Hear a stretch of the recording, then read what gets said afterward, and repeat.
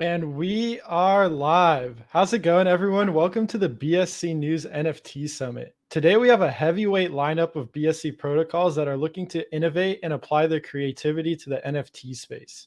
For those of you who are unaware, we've been teasing this lineup all week, and we have speakers from Binance NFT, Refinable, ApeSwap, NFTB, and Dago Finance. These are some of the largest BSC protocols in the space that are focusing on NFTs. So I'm definitely excited for this. Each speaker has went ahead and prepared a short presentation, about 2 to 3 slides. So we'll go ahead and jump into those and then open up to some general Q&A and some discussion. And yeah, the main goal of this event is to educate all DeFi users alike, whether you're just getting into NFTs or you are on NFTs every day looking at Binance NFT, Refinable, like this is what you're doing every day. So this summit will be great for all users alike. So our second project is looking to become one of the leading NFT marketplaces in the space. The idea is to create a seamless and one-stop shop for NFTs. This seems to be the general trend of figuring out the easiest way to onboard users and making the entire NFT experience seamless, whether it's purchasing, transferring, or even being a creator. Today, Refinable will be joining us to specifically talk about their intuitive platform and their outlook for cross-chain NFT support. Nick Chan, the co-founder of Refinable, will be joining us, and he's going to elaborate on these points and touch a little bit more on Refinable. How's it going, Nick? Hey, Greg, how are you doing? I'm doing good. It's nice to have you on here. Yeah, I like your posters at the back.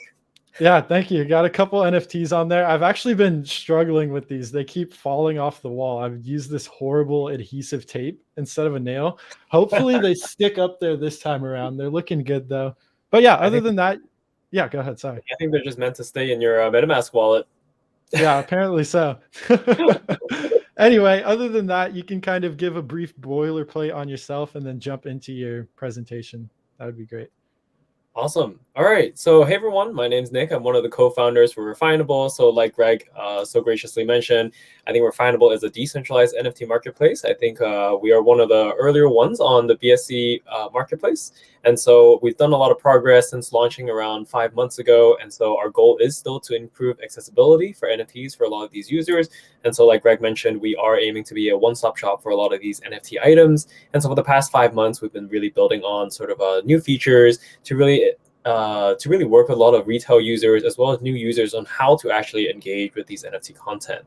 So without further ado, Greg, may I share my screen? Yep, you should just be able on the panel there. There should be a little share icon, and then we'll be able to throw your screen on there. Let me know if you have any difficulties.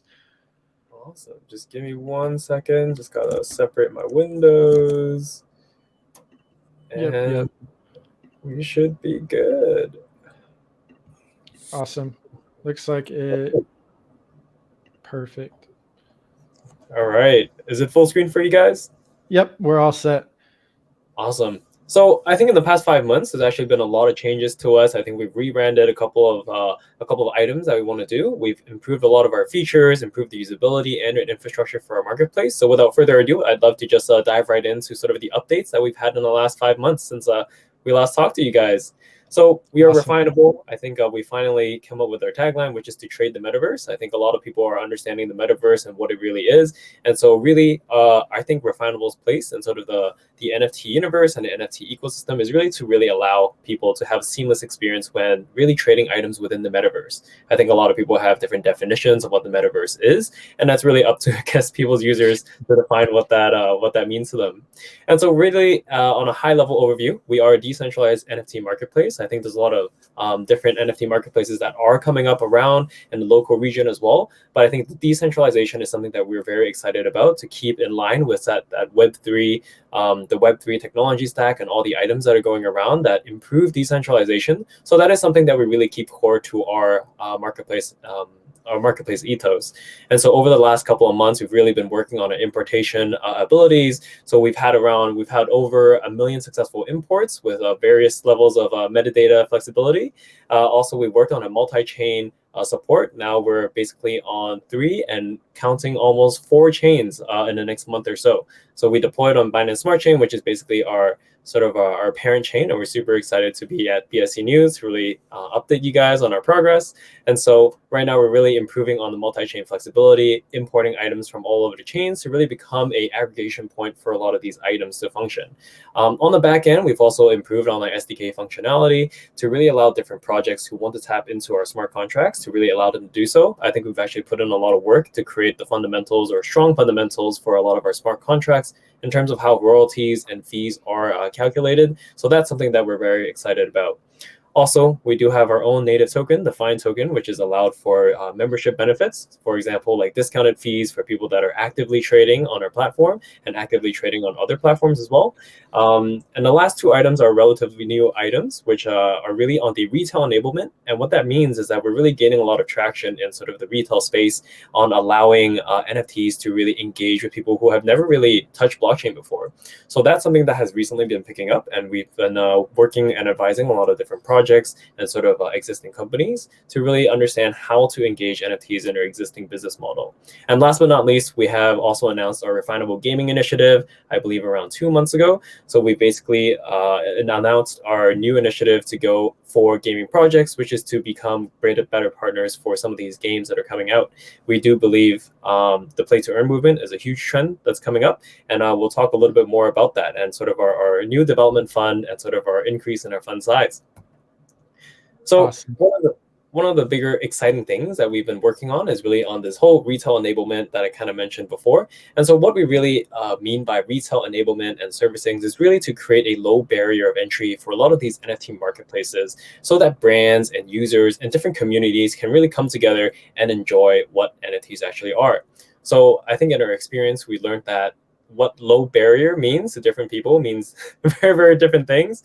People who have never set up a wallet before compared to people that have. So it really depends on sort of what that scale is. And we're very comfortable working with all over the spectrum with people who have never bought tokens before versus people who've never even stored wallets before. So these are some things that are quite exciting for us. And just in the past month, we basically spent the entire month becoming the official NFT partner for the Digital Art Fair Asia in Hong Kong, which is basically Hong Kong's largest NFT art fair over there. So I think they have sponsors such as Samsung, BlockFi, Sotheby's, Times. They had Rafiq Anadol's immersion room paintings over there, and we basically serviced around 95% of all their NFT sales on that platform. So it was actually super exciting for us. I think we gained a lot of traction because of that fair, and we really talked with a lot of users to really understand, hey, what do non-blockchain people think about NFTs? So I think that is something that's very exciting that we've been working on in the last couple of months. And last but not least, just to touch upon our Refinable gaming initiative. So our long-tail strategy is really still to support NFT games. So we do think NFTs is a huge trend that's coming up. And I think within that trend, the play to earn and NFT gaming, I guess the motifs have been really, really strong. And we do understand that as a NFT play to earn game, a lot of work has to be gone into the marketing, user acquisition, the product building, and the product development. And we really want to come as a marketplace partner to really understand, hey, what do projects actually need from a marketplace so that they can spend less time on the marketplace itself and more time on the game. So we really want to create or expand on our SDK functionality to create robust APIs so that people can actually tap into our trading functionalities, as well as us launching a development fund to really invest and also grant and also support some of these movements. So whether that comes in some sponsorships or development funds or even investments, we're very excited to have announced that we've actually increased our funds to over $500,000 to really go and really dive deep into this Refinable gaming initiative. So that kind of sums it off for the Refinable at a glance. And yeah, so Greg, we're open to questions for now. Awesome. Yeah. And that was a great sort of overall presentation. Look into Refinable. I really like what you guys are doing, how you had that. You're saying this past month, you guys specifically were thinking about, okay, how do we get new users on the platform? And that's a tough task there. Something we're always doing is how do we break down all these concepts for our users? And it's not necessarily the simplest thing in the world. I'm curious of kind of you said you had this event set up in Hong Kong. What are the importance of bridging this gap between sort of traditional art world and NFTs, and how do you guys plan to continue forwarding this and bringing on new users? So I think that's a great question that, for every marketplace, how do you really bring on new users? I think really the one step before that is really on the education of what exactly NFT is. So I think in the world there's way more people that have never heard of blockchain than there are people in blockchain. And so I think a lot of the practice of doing some of these retail enablement projects is really to understand, hey, how do other people think about NFTs in general? Because I think I've given at least 10 speeches on what is exactly an NFT, in the past like 30 days. So I think some of these conversations really gets you start thinking about, okay, what does the onboarding of the next billion people really look like? Especially when people are asking the same questions, especially when we rely on so many partners on exactly how to interact with NFTs. So Refinable and a lot of our peers are really just marketplaces. So we take care of the trading. But for example, like wallet providers still have to support a lot of the NFTs, the metadata, and how videos or attachments are actually played. And so really understanding and relying on our partners to educate people is really how I see the next, onboarding the next billion people onto NFTs would really be or how that would actually go down. Yeah, and I think it's definitely like an ecosystem effort. On our end, we're definitely trying to get this knowledge out there, even just publish explainer content. What is going on with GameFi? What is going on with Play to Earn? I'm actually doing this fun series. It's interesting. I'm jumping on and I've been playing the Block Brawler game on Mobox for like an hour a day, just being a guinea pig for everyone else in GameFi and Play to Earn. And I think this segues us sort of into your guys' long tail goals. And just to back up a little bit, I really like how you guys are not only looking to rely on the ecosystem, but you're also looking to support it as well through your initiative. Can you touch on this maybe a little bit more? Have any of these funds been deployed, or what's the first steps behind this initiative? Yeah, so actually a couple of the funds have actually been deployed in terms of these sponsorships and smaller items or community outreach or even giveaways to really promote these gaming projects that we're working with. So I think these can honestly take, a wide variety of forms, and that's why we kind of not really labeled it a venture fund, but more as a development fund for a variety of uses to really promote what we think is better for the long tail, I guess, engagement and also adoption of these NFT games. So we do realize that I think right now the NFT gaming scene is still quite new. I think a lot of new projects are coming out, and I think it's always good for these projects to have marketplace partners to really allow them to, I guess, accelerate on their product development and not really worry about that secondary market that technically should be supported by other partners. So I think, creating one NFT project is already hard enough. And so we really want to make it easy for a lot of our users in terms of how do you acquire users? How do you, trade your items? How do you make sure, your statistics and your information is passed through correctly? I think these are the questions that we're looking to answer. And that's the development fund is kind of there to help us accelerate some of these efforts. Definitely. Yeah. And it really sounds like what Refinable is doing is setting up this necessary infrastructure needed for NFTs, making it seamless there, and not only doing it on Binance Smart Chain. It looks like you guys are doing this on Ethereum and Polygon as well, and potentially getting over to Solana, which would be massive there. I'm just kind of curious, what is your current outlook on Binance Smart Chain NFTs in particular? From my end, it seems like it's been a little bit slow. We've had some nice collections, one of the most like prevalent being the pancake bunnies. But where do you Mhm. kind of see Binance Smart Chain NFTs? Do you think it's been lagging a little bit in the past? And where's the outlook going from now? Yeah, so I do think there's a different crowd in terms of the different NFT and the networks that are on there. So I think, of course, Ethereum is a big, grandfather of it all. I think it really, because of the gas prices, I think you really see a certain crowd sort of hang around that area. But I think BSC actually has a very good chance of really taking the spotlight, just because I think for a lot of these NFT gaming projects, transaction cost is a huge concern, and so any I guess any layer twos or even layer ones that allow for people to have much more scalable transaction cost and TPS. I think that is really sort of the point of how these NFT projects are coming about. I do think with a lot of these games, we do want to focus on high throughput projects. So for example, games that are trading all the time instead of these items that don't really have high velocity of trade. And so with that said, I think focusing on BSC, I think especially with the BSC fund announcing $1 billion. So congratulations to the BSC team for that big move. So I think these are very exciting. I think it will definitely attract new people to come in. But I think right now BSC has really proven itself as a pretty stable network in the last couple of months on, for projects to really come in, to really have a stable environment to build upon. So I do think these are important things to really, build a repertoire before people actually start coming in. So I think it's just a matter of time until we see, more and more projects really floating into the BSC ecosystem, because there are partners, hopefully like us, like Dago, like, NFTB, and also like BSC, the BSC fund itself. So I think these are definitely requirements of how a development community really comes about, and we're really excited to be a part of it. I 100% agree. And I think something we've specifically seen here, Nick, on Binance Smart Chain is the proliferation of GameFi.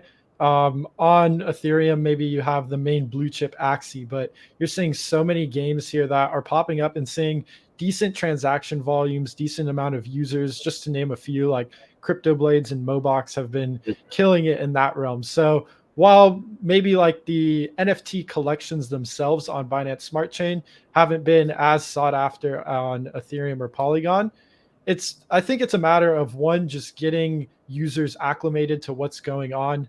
The ecosystem fund is going to help bring a ton of demand as well. And then also just seeing the infrastructure built out better. 5 months ago, I imagine, or 5 months now, I imagine Refinable is much more innovative than where it was before, kind of laying down this infrastructure for the new users and really allowing the onboarding. Another big question here is, how important do you think sort of having a multi-chain stance and outlook is? Because something we talked about is having a high throughput of transaction volume. We already saw in, I believe, May or March of this year, Crypto Blades clogged up Binance Smart Chain. What is your outlook on TPS and how to spread these things out? Yeah, so I guess there's technically two questions bundled in that. I think Yeah. being chain agnostic is definitely part of the future, because I think a lot of users aren't really particularly loyal to one chain or the other. I think really consumers are at the end of the day more, incentive driven. So wherever they see, content that they like, or whether they prioritize on the lower fees, I think it's going to be a case by case basis. And so for us to prioritize accessibility for users, we really think allowing users to pick whatever chain that they want to interact with, or really reducing the friction for switching on chains for different projects. I think that will really help our user base to really grow. And I think giving them the immediate option to always pick will always bring new traction onto different networks, and also engender a lot more education and sort of hands-on experience with these chains. So I think I guess the second question is really on the throughput, right? Yeah. So I think in the past couple of months, we actually saw Solana kind of go down for a little bit because of another project. So honestly, I think at this point we've seen, every single network go down because of a particular project. So I mean, it's still relatively early on in the stage. I think these networks still have a lot of stuff to do. I don't think any network is really a perfect system at this point. And so we're very comfortable with working, I guess, sort of in this sort of state where things are still, continually building, as long as all builders have an understanding that things are not always complete, and that we're quite okay with working with, things that are always improving. Then I think we're definitely going to be on the right path to, gaining somewhere great in, say, 1 to 3 years. So I think at the moment, there's definitely a lot of infrastructure that needs to be built out. And as for ourselves and our team, even though we have a couple of really great CTOs and senior engineers that have worked in previous startups, but I think in the blockchain space, just with the NFT metadata standards, like there's technically no standards for a lot of these things. And so, if there's no standards, then really, how do you really, I guess, create a more robust understanding of how to interact with NFTs from multiple projects and multiple builders? So all of these things, I think, really just takes time until sort of momentum is really reached for a lot of these standards. And I think that's something that we're quite comfortable with working in. Awesome. Yeah. Sorry, this sun's blinding me, so I'm going to get up and close this blind here in a second if you can't tell. But I 100% agree. If anything, I think the TPS, it's definitely an issue that needs to be focused on, but we're at the point where there's so many layer 2 networks at this point that I think the demand will bounce around and spread out as needed. And it sounds like, as a consensus as a whole, people are always trying to improve TPS. So it's just, someone's either going to figure out some way to build more TPS on top of their chains like Binance Smart Chain, Polygon, or more layer ones. Layer one networks are just going to pop up and fill that void. to sort of wrap things up here while I go close this blind, I'm curious if there are any NFT collections you're looking forward to that are coming up just across the market overall. And Oh just give me man, 1 second. Yeah, you can go ahead and answer if you have. yeah. So in terms of NFT collections that we're really looking forward to, I think in the last couple of months we've seen just a super high influx of items that are coming in. So a lot of the projects that I'm currently looking at are really just on the gaming side, just because we work very closely with a lot of these gaming projects that are really starting to come out, and we're really talking to them about what they really look for in terms of marketplace partners. So really the collections that I've really been talking to and looking at every day are really just these new gaming projects that are coming up. So including I guess like Three Kingdom or Meta Wars. I think these are projects that we're talking to as well. So I think those are actually quite interesting in terms of not necessarily the content, but really how they're proposing their NFTs are really going to play into their games, and kind of structuring that moving forward. So I think a lot of these in the NFT world, you really see a lot of different users, people who want that blue chip sort of NFT. You have people that just want cool art, and you have people that just want to collect items because they're investment goods, or just people who want items for a future game. So I think there's different areas, and so I think for the last like 2 weeks we're just more focused in terms of that builder aspect, sort of what different games are coming out, and sort of how we can better support them. Definitely, yeah. That was definitely one of the harder questions there to put you on the spot. But I really appreciate you jumping on, Nick. You had tons of insight what's going on. I really like what you guys are doing with the platform overall, sort of laying down this infrastructure, not only on one chain, but on multiple chains, making it easy for users to onboard, and then also sort of starting up this fund. You mentioned you guys are relying on the ecosystem, but you guys are also looking to give back and help accelerate the growth. So I think that's truly amazing, Nick. Thank you for joining us here today. And I'm sure we'll be having some updates on Refinable, and we may even jump back on and speak sometime soon. Yeah, very much looking forward to it. Thanks, Greg, for the incredible hosting. I think I'm glad you guys closed the blinds because your face was like shining. I know. I was like, I can't stop in between, but like this is incredibly bright. The sun's coming up here. I actually had another event before, so I've been just going at it since about 7 a.m. here.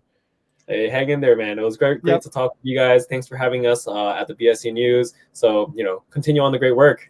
Yep. You as well, Nick. Talk to you soon, man. Bye, guys.